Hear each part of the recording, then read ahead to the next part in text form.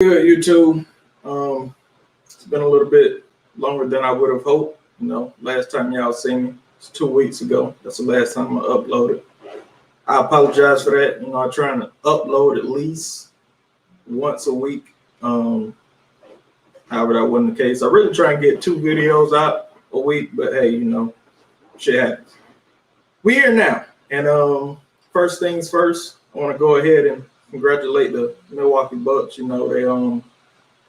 put that W out last night, and I would like to say that Giannis, he definitely deserved that win. Played like a champion. I was personally rooting for the Suns, but hey, I like to see greatness, and he played like a champion last night for real. 50 points, 14 boards, 5 blocks? That's crazy.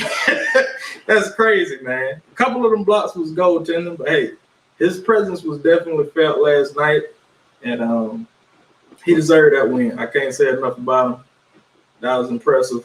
We'll leave it at that.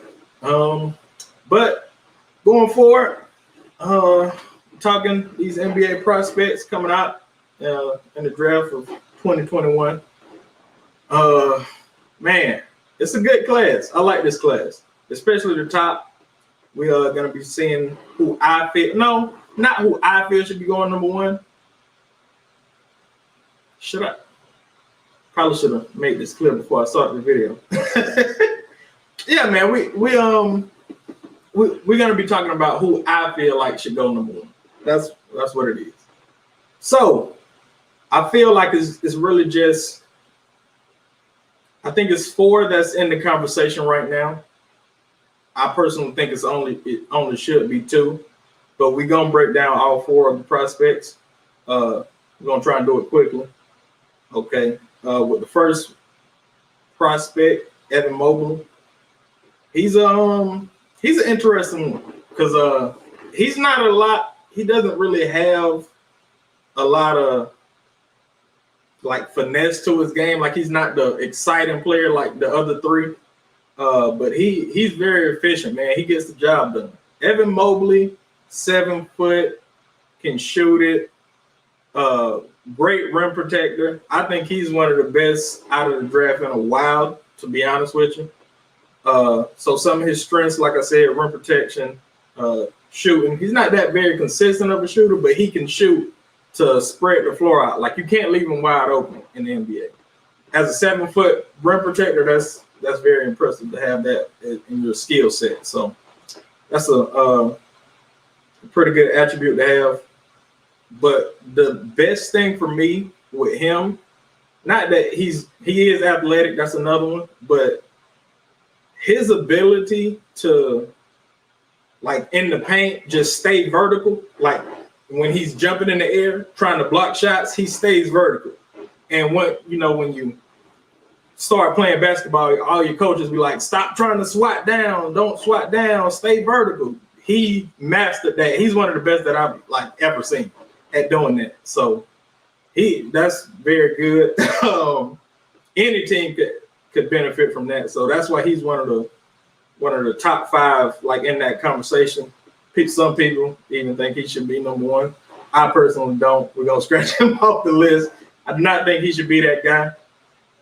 But yeah, man, he has a unique skill set. Defensively, he's kind of like a Giannis, because speaking of Giannis, like last night when he was in the paint, he didn't really have to have a lot of momentum. He would they'll throw the ball down to Ayton, and Ayton will try and do one of them hook shots. But because Giannis is so long and he can jump up vertically, he was able to block a lot of those shots.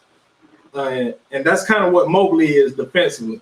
And he can go out on the perimeter kind of like a Giannis. Not as good as Giannis, but he's able to go out there, and that's a plus. You don't want to have a situation where you're on defense and one of the players is a 7-footer, and or not even a 7-footer, because nowadays you don't have to be 7 foot to play center in the league.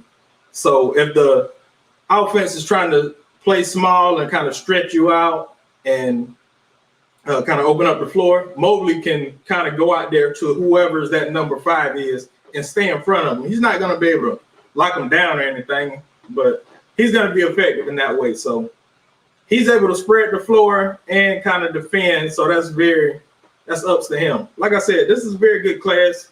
It just depends on what you like.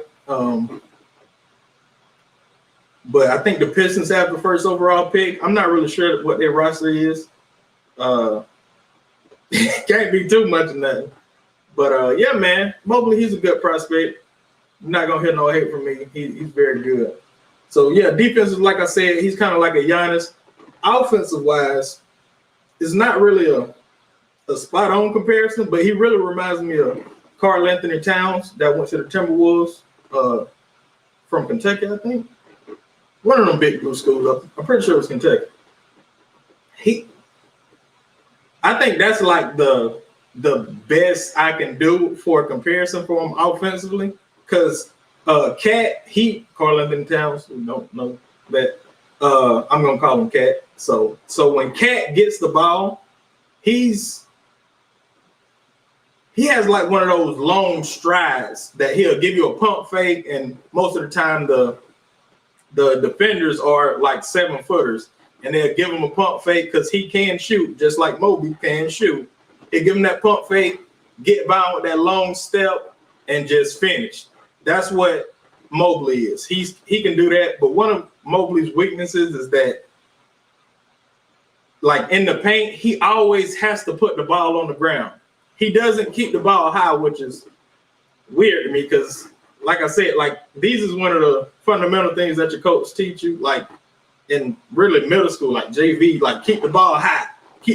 But somehow he's in college and he still has to make that one dribble when he gets the ball in the paint. He has to make that one dribble.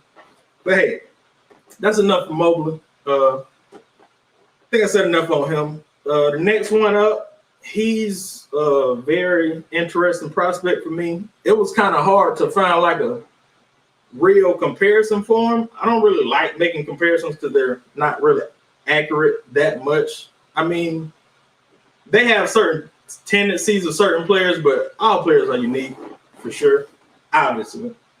But we're talking Jalen Suggs, man. Jalen Suggs, I like that kid. I like that kid, man. He's for real. Suggs is a real, he's legit, man. I really like his effort. He reminds me of Westbrook. Not like athleticism wise or anything like that, but his hustle, he's just intense. I like seeing that. And it's a couple more that has that intensity as well. But I don't know. It's just his effort that I see. He has very good defensive instincts. Suggs is, I wouldn't say clutch, but he's not afraid of those shots. He's probably for the, was it Michigan? That 3 against them. That was big time. 100% that was big time. But I'm not sure if I wouldn't give him that title of clutch just yet, but he's definitely not afraid to take that shot. And you have to have that if you're going to become clutch. So he has that going for him.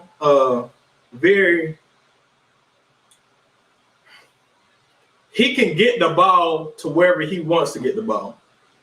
And that's passing included. Like, his passing IQ isn't the best, but his vision is good and he can get the ball to wherever he wants to on the court. Like long outlet passes. It's only a few people of like recent memory that I can think of that had that attribute. One was Lonzo Ball. And what was the kid? Oh, I forgot his name. He's nobody now, but he still had the attribute. Oh, I can't remember his name. That's gonna kill me. But I can't linger on it. It was one more, but hey, it's kind of like Lonzo Ball when he makes that outlet pass. He kind of like a quarterback and throw it. Suggs has that ability, but he has it. Well, Lonzo does too. In transition, he has that outlet bounce pass. I love that. That's a very unique trait to have. That is very hard to do. Like, tremendously hard to do. So Suggs has that going for him. He can shoot it. He's not very consistent shooting the 3, but he can hit it. So, I mean, that's really all you can ask for. But his defensive instincts, I would say, and his passing ability. I think those two are his like top two attributes to have. I would say like the closest comparison for him would probably be like a Darren Williams, like back in the day, like in Utah, Darren Williams when he was that dude. Because, excuse me, Suggs he's athletic too. He's not no crazy athlete like Westbrook or no one like that. But I mean, he got some ups now. He got a little bit of bunnies to him. You know, I see him catching a little bit of alleys every now and then. So he got some hops to him, which is why I say Darren Williams. Williams was a better finisher. He maybe even I would say Williams had a tighter handle. But Suggs, he can handle the ball too. He can get to wherever he wants, like creating wise. But I feel like Suggs kind of, I don't know. I didn't see enough of him to say this, but the games that I've seen, he turned the ball over quite a bit, like trying to create his own shot, and that can be problematic. So, but yeah, Darren Williams was probably his closest comparison, just because he's able to finish. He has that, like Darren Williams had that floater. That's one of Suggs' like go-to shots. He'll create, get into the paint, hit that floater, like get you off balance. So yeah, man, Suggs, I like Suggs, man. He's a good pick to be in that top 5 area. Once again, I don't think he should be number 1 overall. Let's lead me to the next two. This was 1A and 1B for me. It just depends on what you like, man. That's Cade Cunningham and Jalen Green. It's close. It really is. Because for me, I was watching Jalen Green in high school, and I was fixated with the dude. Not no, hey, let's calm down. Shouldn't have said that. That's kind of Paul's word. That's Paul's word. But hey, y'all know what I mean from a basketball standpoint. Anyways, like I was saying, I seen his game in high school, and it was ridiculous. Like, it wasn't fair almost. Like, it was one of them type things where it wasn't really fair. So I kind of was always following him.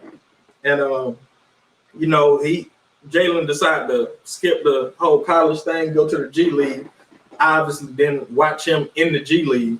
I would just watch like kind of like highlights of some of his games and stuff, which you can't really do. It's really hard to like grade a prospect from just highlights. You really want to watch their games and look at their tendencies and stuff like that. But yeah, like I said, I kind of watched him like in high school and looked at his transition. Now, then Cade Cunningham came along, and I've seen Cade Cunningham in high school as well. But this last year, Oklahoma State, he opened my eyes, I would say. Apparently, other people's eyes was already open, but Cade, he definitely opened my eyes, man.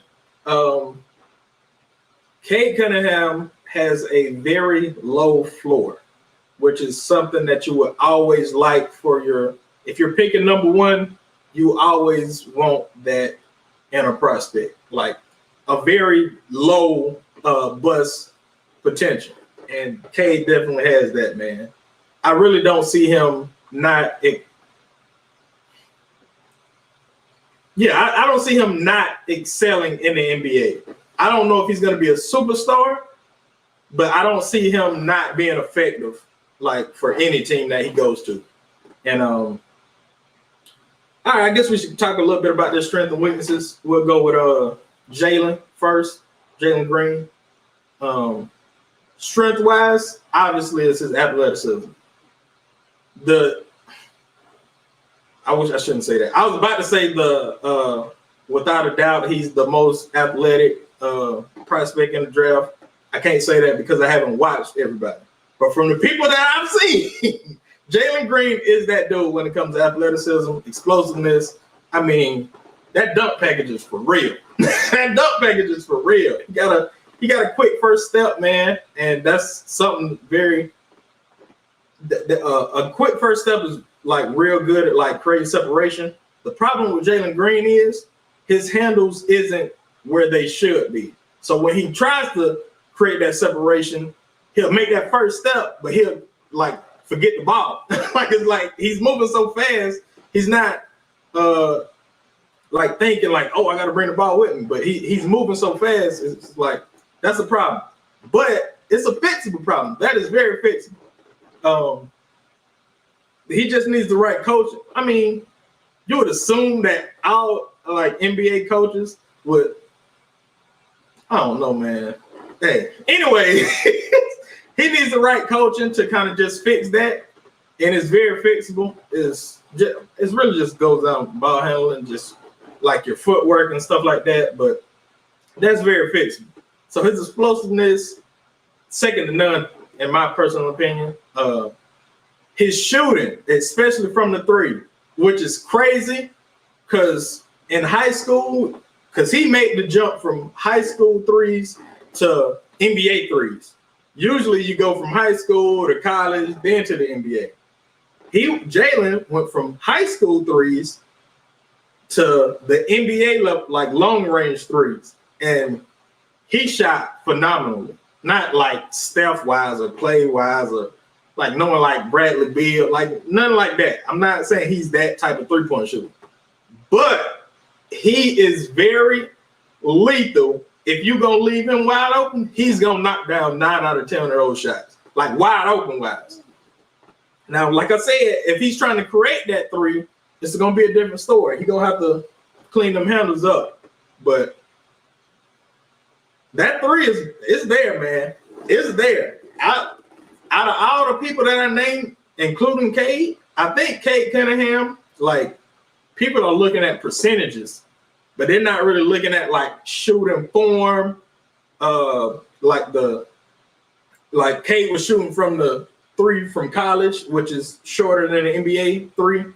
And like that's kind of playing into some of his like 3-point shots. And that's not to take away from him, but it definitely plays a factor in it. You have to factor that type of stuff in, man. And I personally feel some people were saying that Cade was playing against tougher competition. I'm not necessarily sure I agree with that, because I would think, I don't watch the G League, but I would assume they have like top prospects as well, and even NBA players. That's what I thought. I thought it was kind of like the D League. I'm not sure. But that's what my assumption was. So Jalen Green played, I think, in against higher competition, and he had the NBA three to go along with. So I feel like Jalen's three is the best out of the top 4 that I've named or whatever. So that's a big plus for him.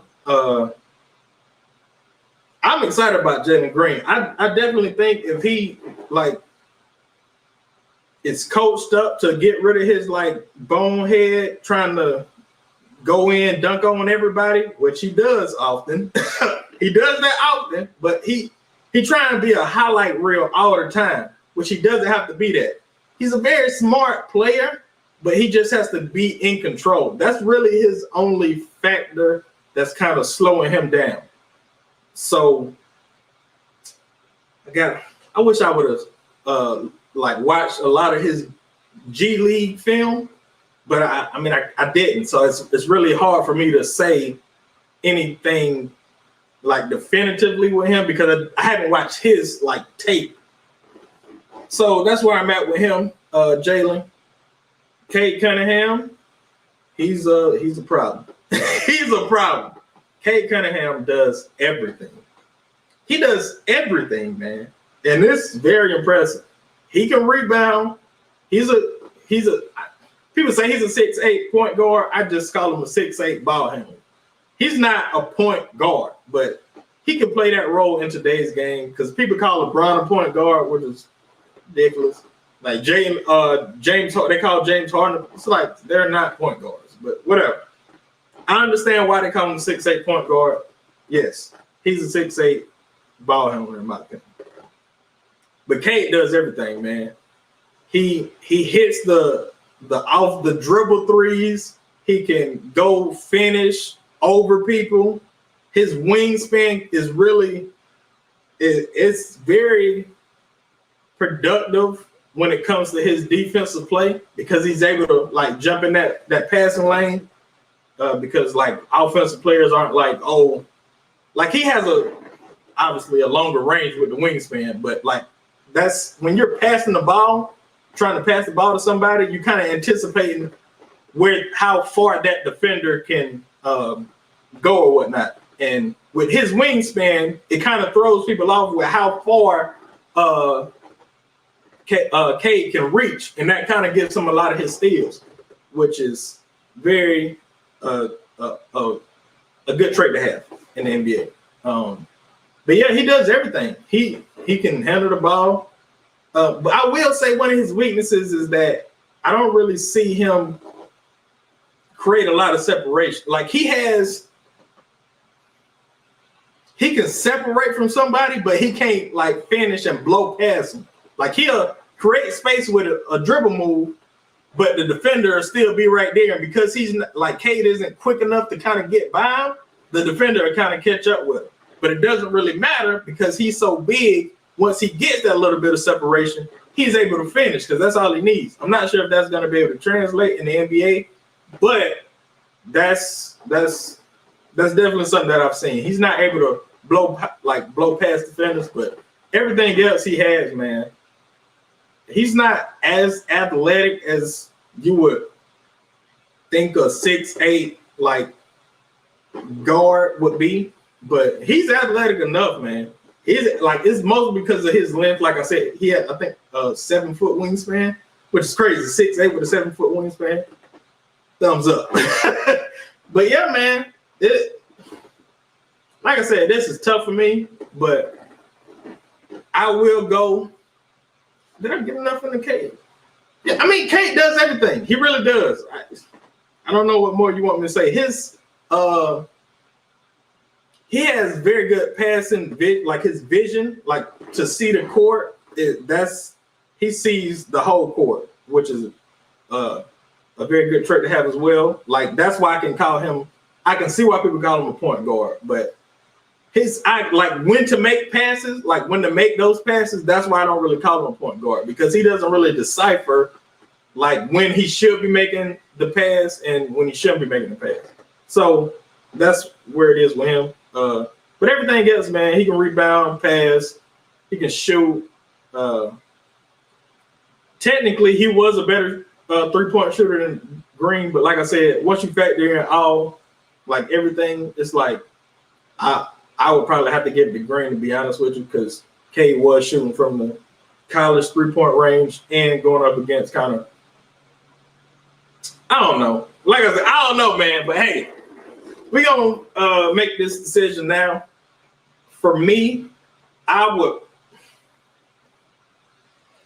personally go with Jalen Green because I feel like Jalen Green upside is not so much higher than Cade's, but I think it's more reachable, like it's more attainable because I see how his like Green's flaws can be coached out of him. The flaws that Cade does have, that's harder to like get coached out of you. That's not things you can just do this, do that. But yeah, man, I would personally go with Jalen Green if I was picking first overall. I do think that they will pick Cade Cunningham. The Pistons will, at least, because like I said, it's really not much you can go wrong with. And maybe if I was like in a general manager's position and controlling the whole franchise, I probably would change it up because the pressures of like passing on a talent like Cade or perceived talent like Cade, because a lot of people like Cade Cunningham and he's like kind of the next one up, if you want to say. But for me, in the NBA, man, you need superstars.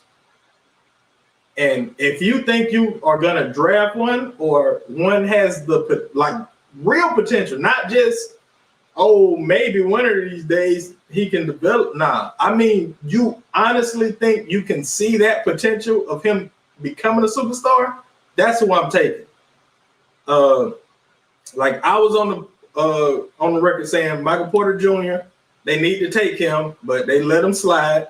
What was the other dude? Oh man, God, what's the other dude's name?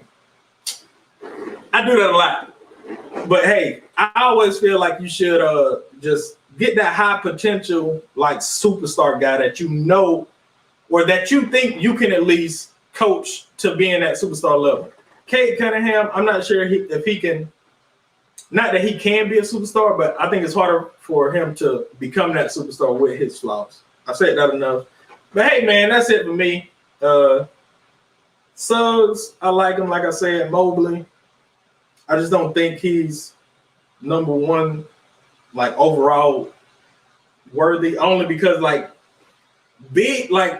Karl Anthony Towns was first overall pick, and he turned out to be exactly what they wanted him to be.